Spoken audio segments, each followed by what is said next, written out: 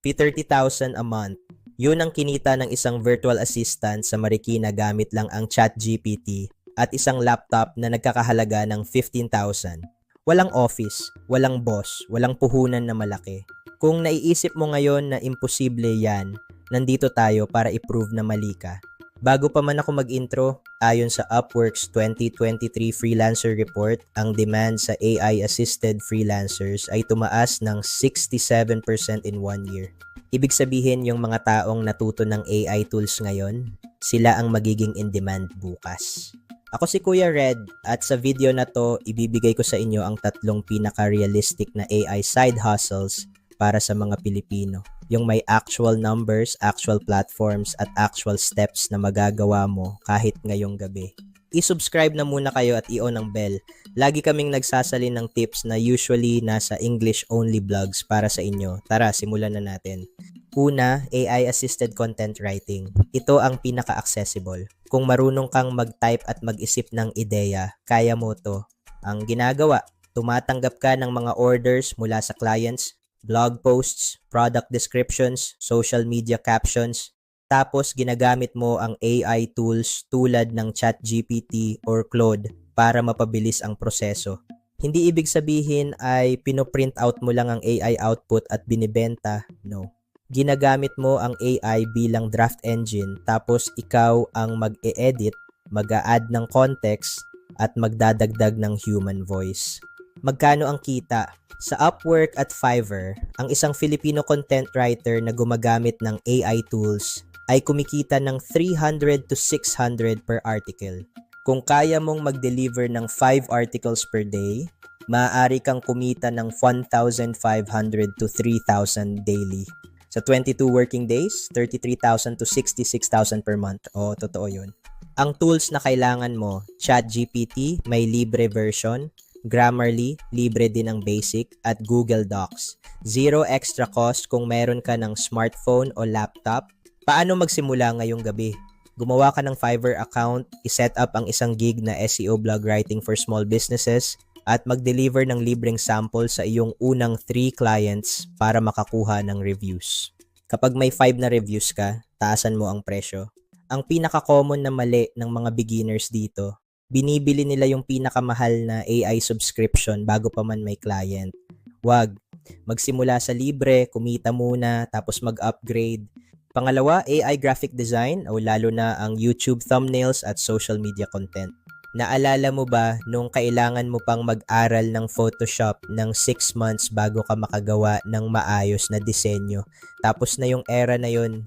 Ngayon, gamit ang Canva AI, Adobe Firefly o Midjourney, kahit walang background sa art ay makakagawa ng professional-looking visuals sa loob ng 10 minuto. Ang niche na pinaka-profitable ngayon para sa ating niche, YouTube thumbnail design. Ang mga YouTubers, lalo na yung mga mid-size na channels na 10,000 to 100,000 subscribers, desperadong naghahanap ng thumbnail designers dahil alam nila na CTR equals views equals pera. At ayaw nilang gawin ito sa kanilang sarili. Magkano? Ang average na rate sa Fiverr Philippines niche ay 250 to 500 per thumbnail. Kung kaya mong mag-deliver ng 10 thumbnails per day, yun na 2,500 to 5,000 daily. Isang buwan, 55,000 hanggang 110,000. Pero realistic, sa simula, 5 thumbnails per day ang achievable. Yun ay 27,500 to 55,000 monthly. Kahit conservative estimate, lampas na sa 30K target natin. Tools, Canva Pro, 580 month. Kumita ka lang ng 2 thumbnails, break even ka na. Midjourney, around 580 month din. At Adobe Express, may libreng tier. Pro tip na hindi mo mababasa sa ibang blog, mag-specialize ka ng niche. Huwag maging general thumbnail designer. Maging finance YouTube thumbnail designer o gaming channel thumbnail specialist. Mas mataas ang charge, mas madaling ma-market ang sarili mo. Pangatlo, at ito ang pinaka-underrated, mag-set up ng AI chatbots at automation para sa mga lokal na negosyo. Pakinggan ninyo ito, sa bawat telenegosyo sa Pilipinas na pumapasok online ngayon, 9 sa kanila ay walang automated customer service.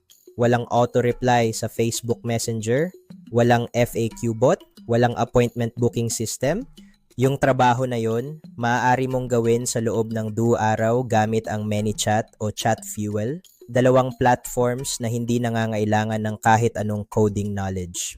Ang proseso ay ganito. Kausapin mo ang may-ari ng lokal na salon, restaurant o online shop. I-explain mo sa kanila na kaya mong mag-set up ng automated messenger bot na sasagot sa mga tanong ng customers, magpapadala ng mga promo at mag-collect ng orders kahit tulog sila. Charge mo sila ng 3,000 to 8,000 for setup, tapos 1,500 to 3,000 per month para sa maintenance. Kung meron kang 10 clients lang, yun ay 15,000 to 30,000 monthly retainer on top ng setup fees. Bakit ito ang pinaka-scalable? Dahil one-time setup lang ang malaking trabaho. Ang maintenance ay 1 to 2 hours per client per month.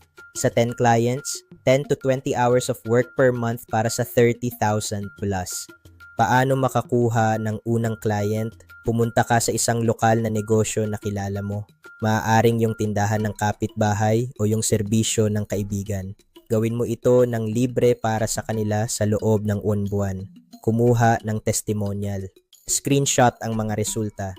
Halimbawa, 200 automated replies in 30 days. Gamitin mo yun bilang portfolio para makakuha ng paying clients. So para i-recap ninyo, 3 AI side hustles na aktual na gumagana sa Pilipinas ngayon. Content writing, graphic design, at chatbot automation. Hindi kailangan ng malaking puhunan, hindi kailangan ng degree, kailangan mo lang ng tiyaga sa unang 30 days. Ngayon, gusto ko marinig ang opinion ninyo. Comment kayo sa ibaba. Alin sa 3 ang gusto mong subukan? Isa lang, i-comment ninyo ngayon. Yun lang. At kung hindi ka pa nakasubscribe, ngayon na ang tamang oras. Kapag nag-subscribe ka, siguruhin mong na-on ang bell. May bagong video kami tuwing 2 araw. Practical, walang fluff, para sa mga Pilipinong gusto talagang kumita online. Kita-kits sa susunod na video.